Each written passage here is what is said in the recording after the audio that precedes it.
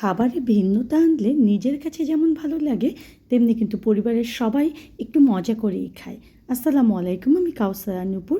সবসময় চেষ্টা করি সহজভাবে পারফেক্ট রেসিপি শেয়ার করার এবং খাবারে একটু নতুনত্ব নিয়ে আসার। আমার চ্যানেলে রান্নার সহজ রেসিপি আমি যেমন শেয়ার করি, তেমনি কিন্তু ভিন্ন ভিন্ন রেসিপি শেয়ার করি।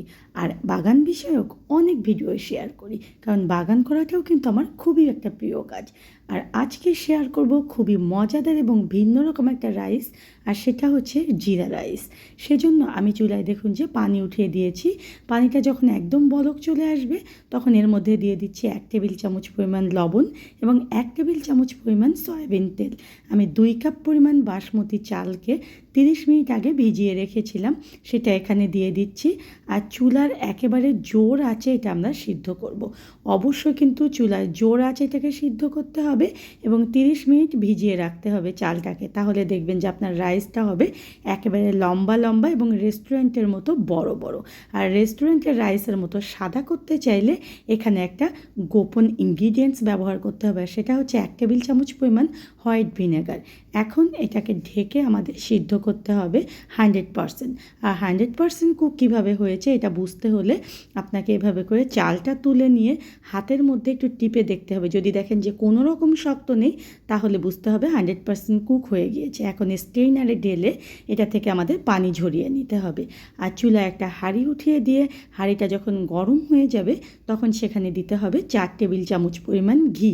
আর এক্ষেত্রে কিন্তু চুলার তাপমাত্রা থাকবে একেবারে লো, কারণ বেশি তাপমাত্রায় ঘি গরম করলে ঘিয়ের ফ্লেভারটা চলে যায়। যখন ঘিটা একদম গরম হয়ে যাবে তখন এখানে 2 টেবিল চামচ পরিমাণ জিরা দিয়ে একটু নেড়ে চেড়ে নিতে হবে। একদম বেশি ভাজা যাবে না, আবার পুড়িয়ে ফেলাও যাবে না। যখন একটু দেখবেন যে ভাজা হয়ে যাবে তখন এর মধ্যে রান্না করা যে রাইসগুলো সেগুলোকে আমাদের ঢেলে দিতে হবে। আর এই রাইসটা কিন্তু 100% কুক, তাই অবশ্যই সাবধানে এটাকে নেড়ে চেড়ে নিতে হবে। আমি আমার সমস্ত রান্নায় কিন্তু আপনাদের মাঝে অনেক টিপস শেয়ার করি। এগুলো কেমন লাগে সেগুলো আমাকে একটু কমেন্টে জানাবেন। আমি 5 থেকে 7 মিনিট এখন এটাকে ঢেকে রাখবো। এই 5-7 মিনিটের মধ্যে দেখবেন এটা নরম হয়ে যাবে। আর এখানে ব্যবহার করছি কিছুটা ধনিয়া পাতার কুচি। আমি ফ্রোজেন ধনিয়া পাতার কুচি ব্যবহার করছি। আর কিভাবে সারা বছরের জন্য ফ্রোজেন করে রাখবেন সেই রেসিপি কিন্তু আমি শেয়ার করেছি। নেড়ে চেড়ে দিয়ে এটাকে আবার আমি 5 থেকে 7 মিনিটের জন্য ঢেকে রাখবো। তাহলেই কিন্তু আমাদের রাইসটা একদমই হয়ে যাবে। দেখুন 7 মিনিট পরে ফিরে এলাম। আর এখন ঘিয়ের একটা স্ট্রং ফ্লেভারের জন্য আমি এখানে 1 টেবিল চামচ পরিমাণ ঘি ব্যবহার করব। আর রাইসটা দেখেছেন কতটা ঝরঝরে হয়েছে।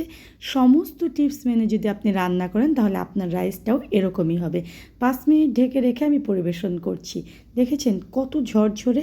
আর এটা খেতে কিন্তু সম্পূর্ণ অন্যরকম। যে কোনো গ্রেভিযুক্ত চিকেন দিয়ে বা মাটন দিয়ে বা বিফ দিয়ে খেতে এটা খুবই মজাদার। আজকে আমি চিকেন মহারানি দিয়ে এটাকে পরিবেশন করছি। আর চিকেন মহারানি কিভাবে রান্না করতে হবে সেটার রেসিপি আমি চ্যানেলে শেয়ার করেছি। ডেসক্রিপশন বক্সে আমি সেটার লিঙ্ক দিয়ে দেবো। এরকম সুন্দর সুন্দর রেসিপির জন্য অবশ্যই চ্যানেলটা সাবস্ক্রাইব করবেন। যারা পেজ থেকে দেখছেন তারা প্লিজ পেজে একটা লাইক এবং ফলো দেবেন। আর ভালো লাগার ভিডিওগুলো প্লিজ প্লিজ বেশি বেশি করে শেয়ার করবেন।